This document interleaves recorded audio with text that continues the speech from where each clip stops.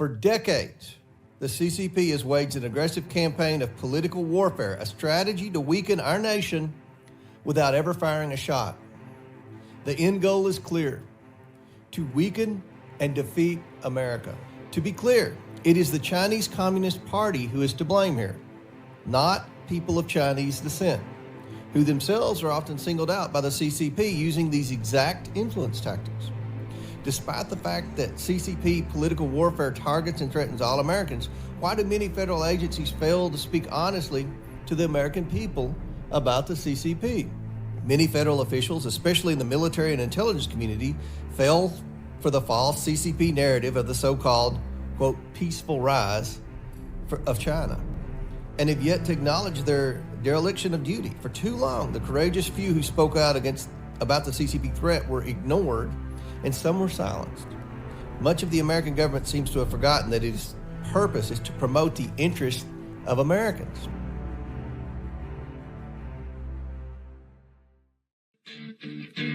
Uncle Trump has one shot, one opportunity to stop the death of America. One moment with the freedom of interest, but with DC written, yo.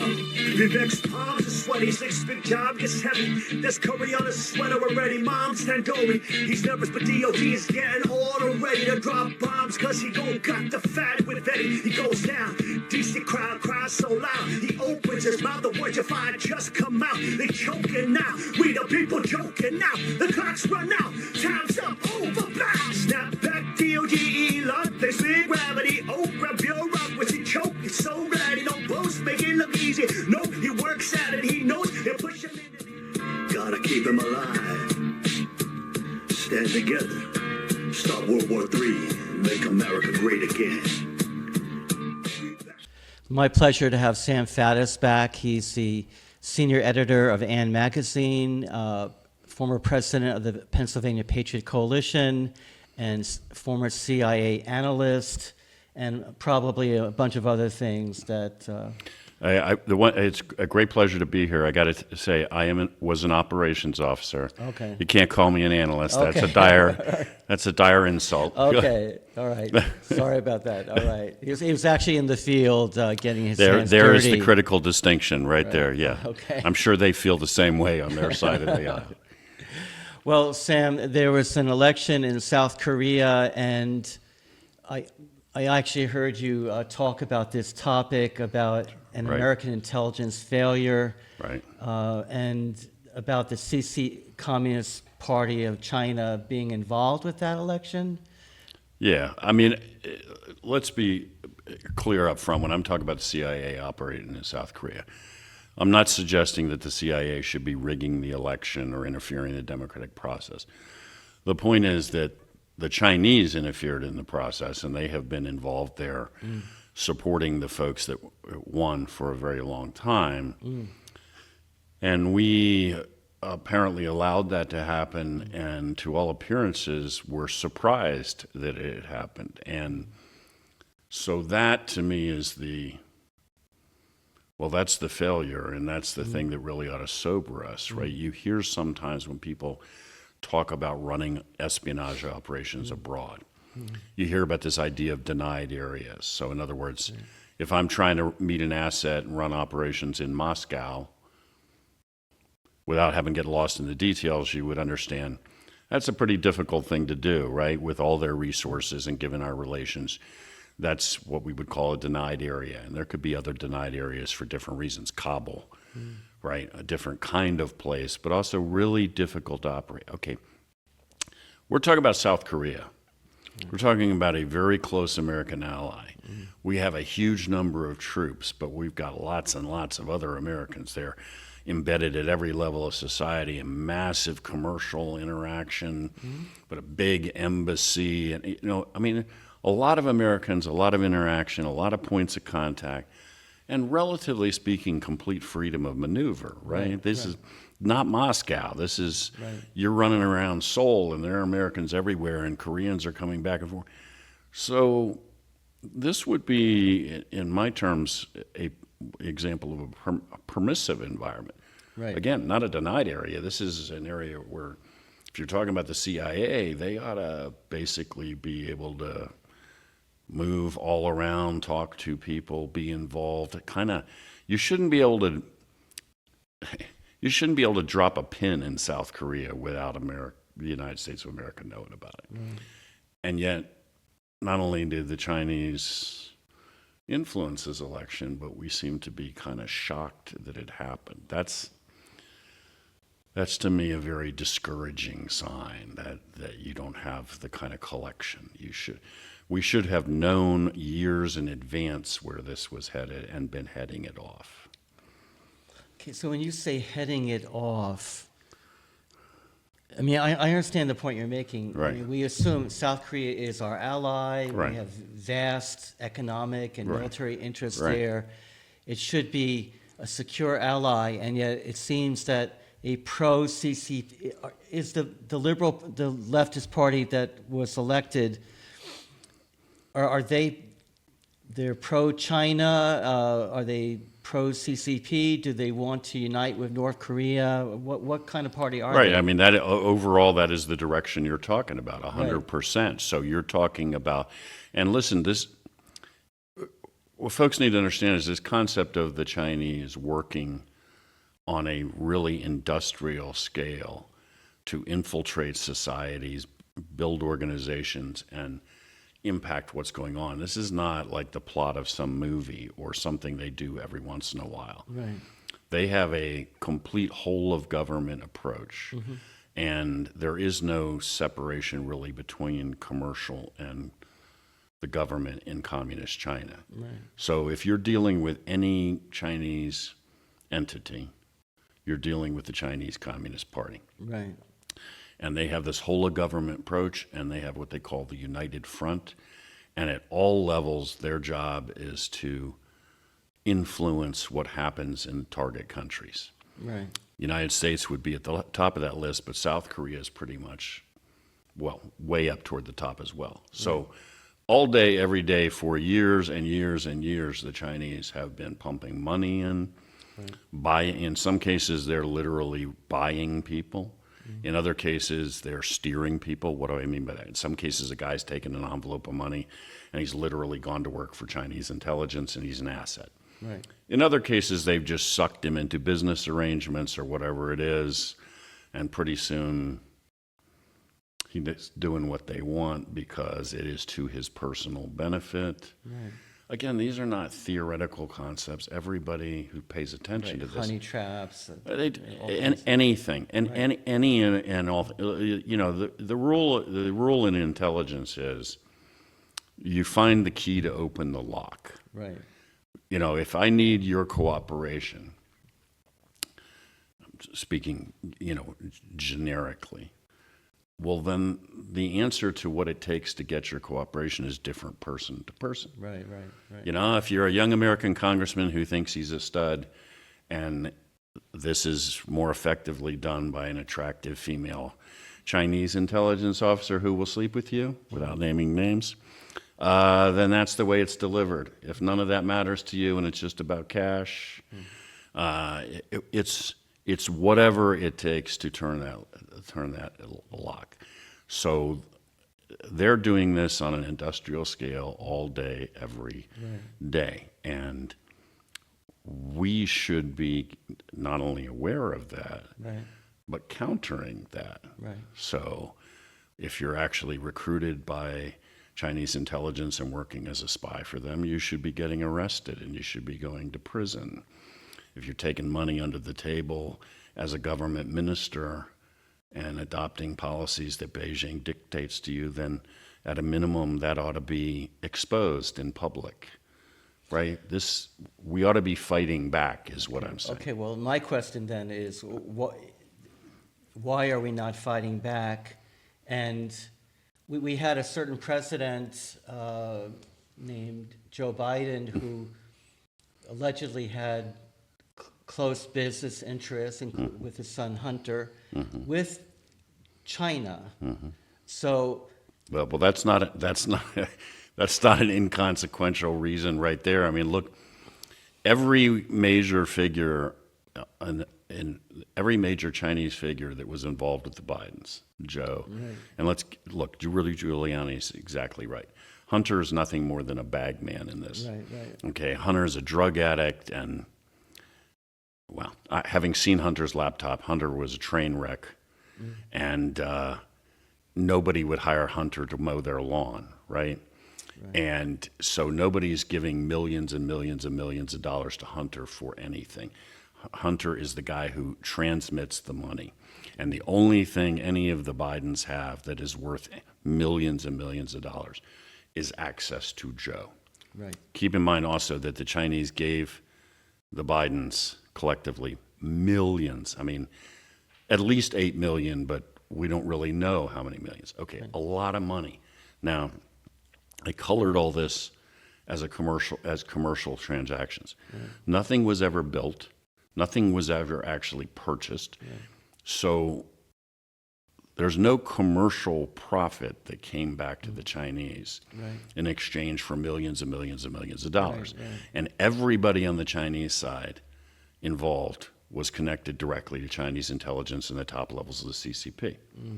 Okay, well, I mean, as a matter of common sense, they are not handing millions and millions and millions of dollars to these guys and actually getting nothing in return. So if they're not getting a commercial return, what were they getting? Well, what's the first thing Joe did when he sat down in the Oval Office? He killed the China Initiative, which was an FBI focus on hunting down and wrapping up and either expelling or imprisoning Chinese spies on our soil. Day one. Really? Yes. I didn't know that. So the FBI had put in place, it was called the China Initiative, to begin to tear out Chinese intelligence networks in the United States. Day one, Joe Biden killed that initiative. We had discovered under Donald Trump that the Chinese were selling us these large-scale transformers that are used in the electrical grid, and that they were embedding in them devices to allow them to remotely destroy them. Not just switch them off, render them inoperable. In other words, they were selling us equipment that had been sabotaged in advance to allow them to kill the grid. It's not a theory. We actually took one of these things off the docks in New Orleans, sent it out to Sandia Lab, disassembled it, and found what they had in it. So Donald Trump signed an executive order that said, will not buy any more of these transformers for our grid from China. Again, day one, when Joe Biden sat down in the Oval Office, he rescinded that executive order and began to this. So I could go on with that list of things for a long time, but the point is, yes, Joe took a whole series of very concrete actions that were in favor of Beijing and immediately to our detriment.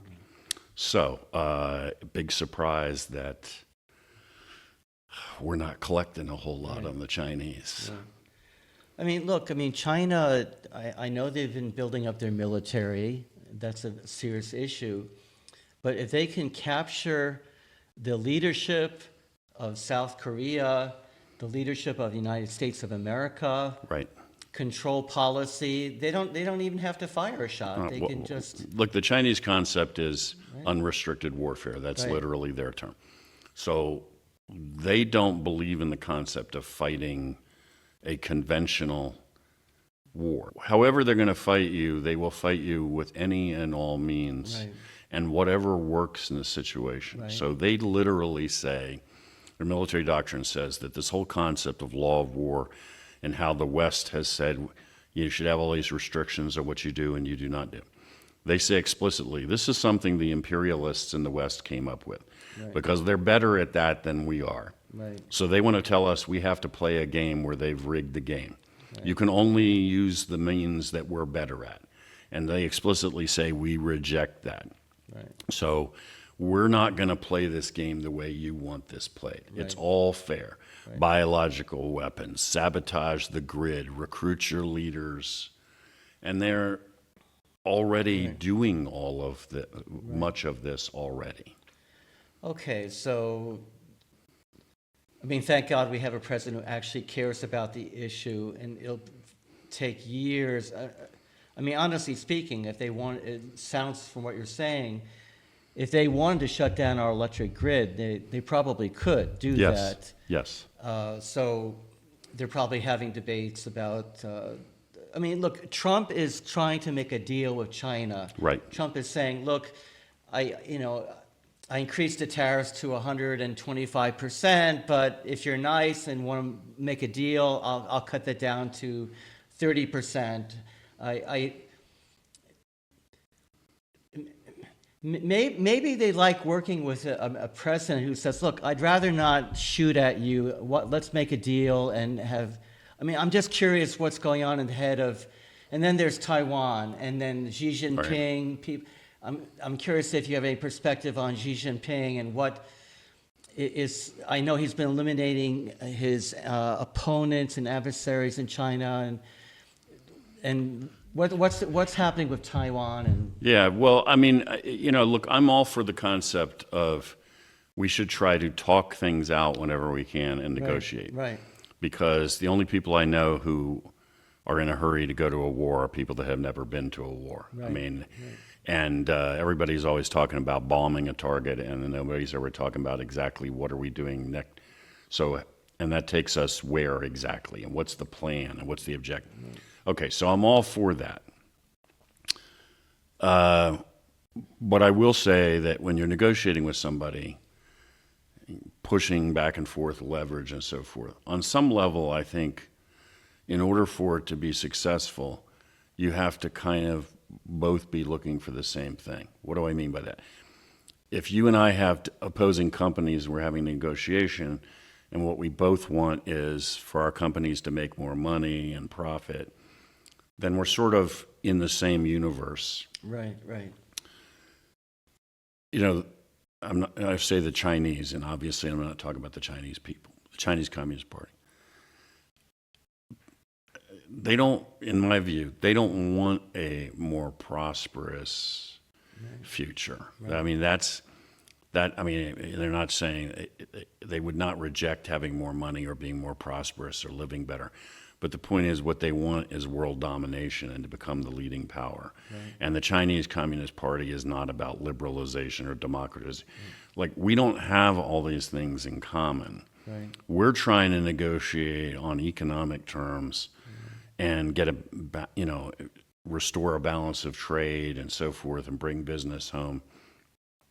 Xi Jinping is looking to be the guy who basically rules the world.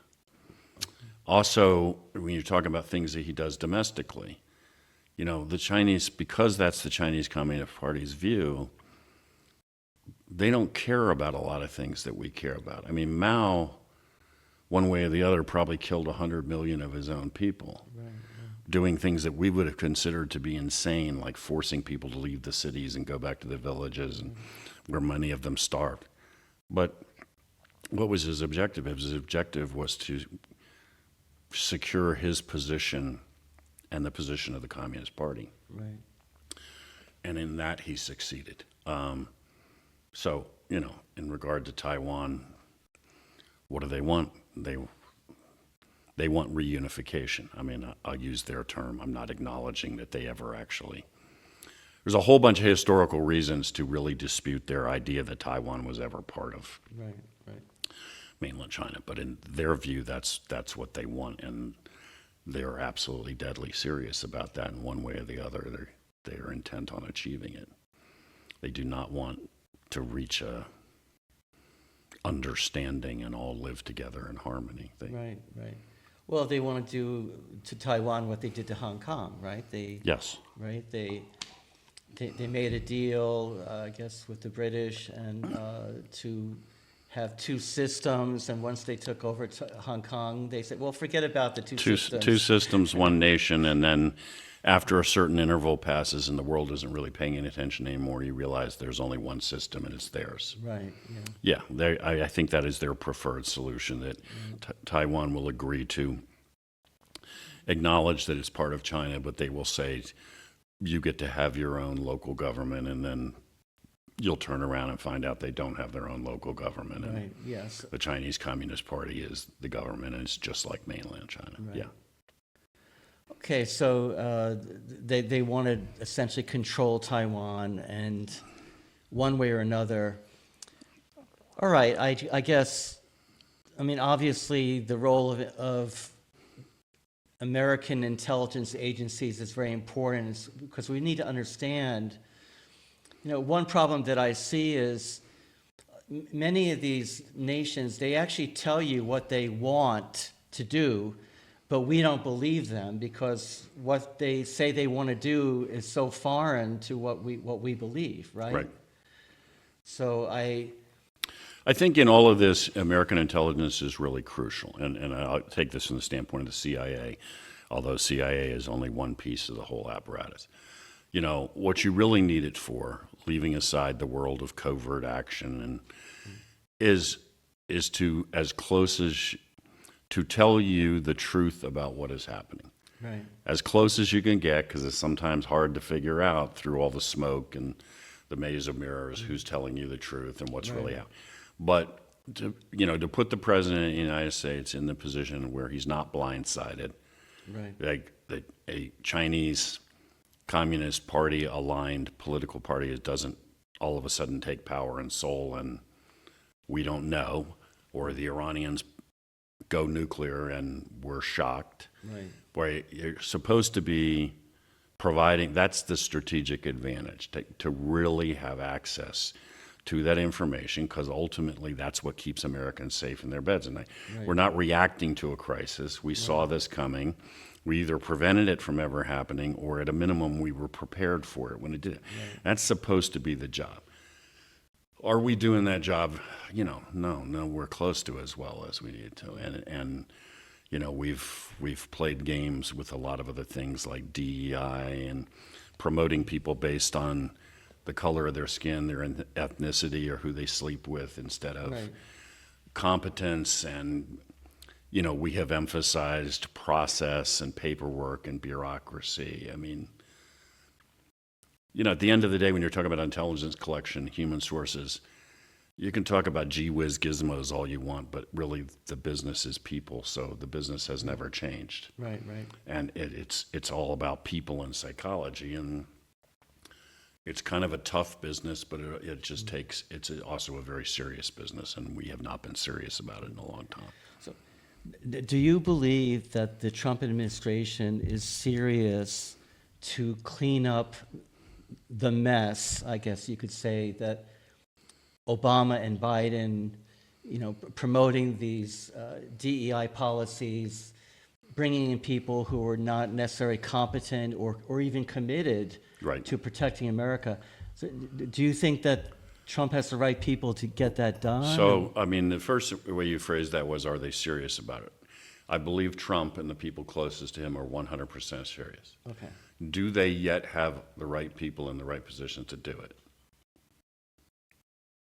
Not that of that I am not convinced. Okay.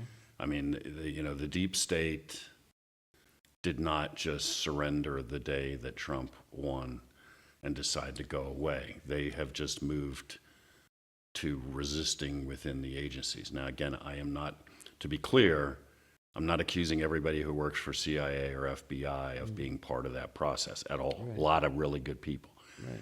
But also some folks embedded there, particularly at senior levels, Right. who 100% are attempting to, at a minimum, wait out the administration with the idea that we're going to prevent you from making meaningful change, and presume that at some point down the road, you'll leave and the person that comes in afterward won't be as serious, and then we'll sort of emerge. In the concept of special operations and intelligence, you talk about stay-behind programs. So the idea is, like when we thought the Russians might overrun Western Europe, we, the CIA, Special Operations Forces, planned for, okay, if you occupy Germany, we have already pre-positioned explosives, weapons, communications gear, and already organized. So if you overrun Germany, we'll just shift into resistance mode until we come back. Right. So in a certain sense, that's exactly what the deep state has done in these agencies. FBI, you got Kash Patel and Dan Bongino. Right. in an organization that I think is roughly 40,000 men and women. Right. You have changed exactly 2 people, and they sit virtually right next to each other in FBI headquarters in Washington, D.C. So outside of New York field office, as far as I know, every other special agent in charge in every other city and every other major person in that organization is exactly the same person that was there when Joe Biden was in office. So right there, I think you can say you can't, 2 guys sitting in D.C. can't, I don't care who you are, I'm not bad-mouthing either one of them. Right. You haven't changed the FBI. Right. You have, in the CIA, you have a new director and a new deputy director. Every other senior person in the organization is the same person that was there when Joe Biden was in office. Right. Many of them are the same folks that were there when Crossfire Hurricane was going on and they were trying to destroy Donald Trump. Right. Well, I mean, CIA is not as big as FBI, but you didn't change that by changing 2 people. Right. Okay, now that I am... I promised you in an earlier episode that I was going to say upbeat stuff, and I have failed catastrophically. If I'm back, I'll bring balloon animals or something, and we'll just do that. Unfortunately, I do believe in the creator of the universe, and I will appeal to... The fact that we didn't win the war yet doesn't mean we're not going to win the war. Right. It just, you identify what the problem is, now we got to fix it. What do we need to do? Right. We need to fire a bunch of people, and we need to replace them. That's what you need to do. I think every single senior person on the top floor in CIA should have been fired day one. Right. I'm not talking about the admin folks. I'm just saying, if you're a senior person that was in this organization for the last X number of years, you either were directly involved in efforts against the American people, or at a minimum you sat here and watched and didn't do the right thing and stand up. Right. So your services are no longer required. Let's bring in a new crew and let's get to work. Yeah. I firmly believe, I said this to an old colleague of mine who just retired recently. I said, I think if you did that at CIA headquarters and they understood what you were doing, that you would walk down the halls and people would start applauding. Really? If you actually came in there and said to these people, you came here for a reason, Right. and I'm going to give you the chance to actually do your friggin' jobs. Right. Let's go take this to the enemy. Let's get to work. Right. I think a vast majority of people would stand up and cheer. They'd be, thank God, man, let's get to work. Because, look, you don't go to work at the CIA for the money. They pay you on a GS scale. Right. You don't get some special pot of gold. And you live in a hellhole someplace, Right. and you work 100 hours a week at a minimum. Right. And your kids are sick half the time because of where you are, and you're lucky if you're coming home at night not having been shot. Right. So you don't do that. You only do that for one reason, because you care about the job and you care about the country. Right. Yeah. That's how they bring people there. So there's your positive Well, upbeat thing. There you go. To me, I'm very happy to hear that there are dedicated individuals who love America and want to defend our country. And Absolutely. want to promote what I consider to be a Judeo-Christian view of the world that says every human being is sacred. Basics like that. Look, and people who endure some very serious risk. Yeah. I'd been in the agency 6 weeks. My boss was blown up in the field. Wow. Right? One of the, all throughout my career, very close friends who were killed in the line of duty. And you know what happened is the next man up stepped in, and we went to work. It doesn't mean we didn't mourn, but the job, you knew what the risks were, and you soldiered on. Nobody lost face or said, we got to run away now. They just said, all right. I mean, that's very encouraging to me to hear that people within the CIA and FBI, there are many who want more than anybody to see it reformed. 100%. I think that's a perfect way to put it, man. Yeah. If you went there and you gave up your other life and probably the chance to make a lot more money, right. and live in a more comfortable, predictable way. You did it because you actually believed in this. Right. And then if you're working within a system where you're being prevented from doing your job, Right, that's or demoralizing. well, and you're just like, come on, what can we get real now? Can we get to work? Yeah. Right? Like, let me run the ops I need to run to bring home the intelligence. Or in the FBI, yeah, you're right. There are big organizations in Los Angeles setting the city on fire. Right. Can we go arrest those guys now? Can we make a case and put these guys in prison? Right. Because that's like why I came here. Right. Yeah. Yeah, there are a lot of people like that. Okay, well, I'm really happy to hear that. All right, I didn't need balloon animals or anything. I actually found an upbeat way to. All right, well, thank you for coming on the show. Thank We you. really appreciate it. Appreciate it. Thank you. Uncle Trump has one shot, one opportunity to stop the death of America. One moment with the freedom of interest, but with DC writ, yo. Vivek's palms are sweaty, six-big job gets heavy. There's curry on his sweater already, mom's tandoori. He's nervous, but DOD is getting order ready to drop bombs, cause he gon' got the fat with Betty. He goes down, DC crowd cries so loud. He opens his mouth, the words you find just come out. They choking now, we the people joking now. The clock's run out, time's up, over, bound. Snap back, DOD, Elon, they spin gravity. Oh, grab your up, was he choke? He's so ready, no boast, make it look easy. No, he works at it, he knows he'll push him in. Gotta keep him alive. Stand together, start World War III, make America great again.